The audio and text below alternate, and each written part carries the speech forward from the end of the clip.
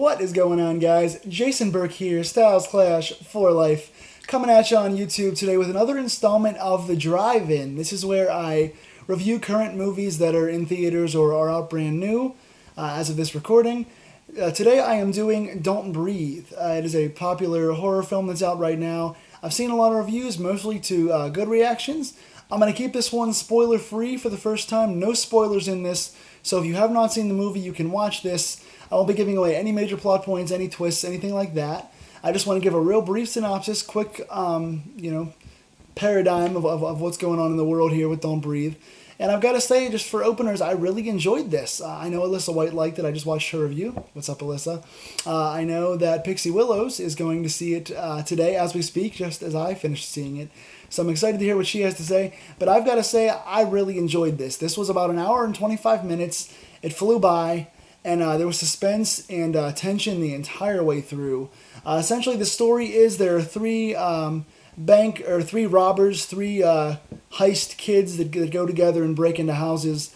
One of the kids' dads works at a security company, so he gets keys to people's houses. The kid steals the keys, and he and his two friends go off and try to go do smart robberies without getting caught. They're good at hitting the codes and all that, getting in there before they get in any sort of trouble. So the three kids, we have, I don't know who plays them. Again, I suck at names really bad, so I don't know who plays them. I do apologize for that. But the acting in this was very good. There was no weak spots. Every actor displayed the terror and showed the tension in the scene very, very well. They had me on the edge of my seat. I jumped a lot. I'm a jump scare guy, and it really was full of jump scares in this movie. Very good scares in this thriller. So, again, the characters were Rocky, who was the girl who was basically trying to make money to get her sister out of their abusive parents' house and into a safer environment for them because they were raised tough. Then you had Alex, who was the conscionable objector. He didn't want to really be doing these robberies. He didn't want to hurt anybody. He was kind of the kid that was kind of forced to do this, but really had a soul, had a conscience. And he had a crush on Rocky as well. They developed a little... more than friendship as the storyline went on. So you had a little bit of a hidden romance kind of thing there. And Money, who was dating Rocky at the time. Money is sort of the hardcore gangster, badass, gonna bully everyone and doing whatever he wants character. So you had three friends in this together. All three characters are very distinctly different. They all played their roles very well. And they decide to break into a guy's house who is a retired Army veteran who has gone blind based on his military experience. So they think he's going to be an easy guy to rob. He lives by himself, he's older, he's retired, he is blind, and so they think that he's going to be an easy mark to get this money. The backstory is, and again, this is part of, I think, the trailer and stuff, so there's no real spoilers or anything here. But his daughter was killed in an accident, and so he inherited a bunch of money. So they figure, well, he's old, he lives by himself, he's blind, he's going to be an easy guy to get. They were wrong. No spoilers again, but it's part of the movie. The blind man is played excellently. I wrote this guy's name down. Stephen Lang plays the blind man to a hilt. Excellent job here. Powerful acting. And I gotta say, the director here is Fede Alvarez, who also directed the Evil Dead remake, who did a very good job directing here. You could see clear direction, clear storylines. The characters were all developed well. You had a reason to like and hate every character in this movie. You felt sorry for every single character, but you also disliked them for different reasons throughout the movie. So there's good and bad and shades of gray in all these characters, which gives them a lot of depth. So Fede Alvarez did a good job. And Sam Raimi also produced this. You guys know who Sam Raimi is, Evil Dead fame. Famous producer, did a great job here as well. And again, the cinematography stands out right away. The cinematography. They did a lot of John Carpenter Halloween shots where you're just going panning up and down or side to side. And you're just going, all of a sudden you get blinded by a blind corner or something and pop back up and something scares you just by standing there. They do these camera track shots where the camera goes and gets hidden by something, then pops back out and you're just like, you're stuck in the tension. You feel like you're in the room while this is going on. Lots of cool outside shots. It has like the foresty outside theme that I like.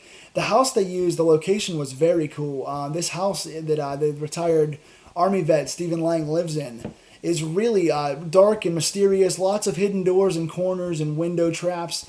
They use the environment very well. So cinematography was shot very well. And the location, again, this house is creepy. Every corner of it creaks. You have the old wooden floors. all the noises kind of make you jump, and they also use the sounds very well because a lot of their soundtracks here were very creepy and short. Little monotonous tones in the background, little horror. But the best thing the sounds did was go totally quiet. It was creepy enough when there were sounds going on, but it's even creepier when there's 20 or 30 seconds of dead air where you just hear nothing but silence. You just see somebody trying not to breathe. Hence the title, Don't Breathe. And all you see is people looking around for each other, and it's just this eerie silence that makes your heart jump, and nothing really is happening, but it just builds the tension so well, and that dead air gives a lot of extra creepiness to the film.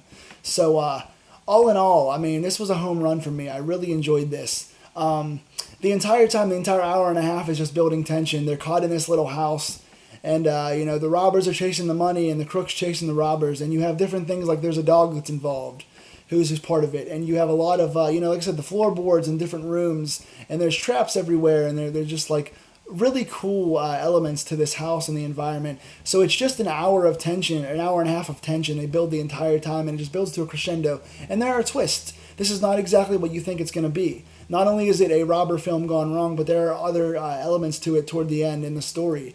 And again, they build the shades of gray. So character development was very good. Cinematography was shot great. The camera tricks were awesome. The sound and lack of sound were wonderful in this movie. Locations were good. Acting was good. Across the board, I really enjoyed the way this built. The hour and a half flew by. The film was different. It was different than you usually see. The ending was well done. And the story throughout was cool. Like I said, there's good and bad to all the characters. So I really enjoyed seeing what happened to each person and how it went down.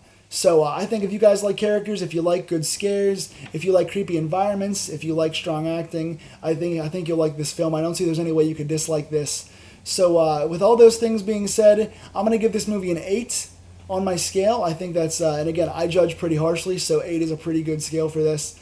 I'd put it right up there with some of my recent classics in the horror genre that I've really enjoyed, like The Babadook and The Visit, and a couple things like that. It Follows. Those are my recent favorites in horror in the last 4 or 5 years. This one is right up there. So I recommend Don't Breathe fully. Again, if you guys haven't seen it, do you want to see it? If you have seen it, did you like the movie? And what did you think of this review? Did I do a good job? So, and also down below, tell me in the comments, what else do you guys want to see me go to theaters and see and review for the drive-in? Again, give me your comments down below. I want to talk to you guys and go back and forth on this. What do you think of the movie? And hopefully, until the next time, guys, lock your doors, stay scared. This has been The Drive-In. I will see you all real soon. Thanks.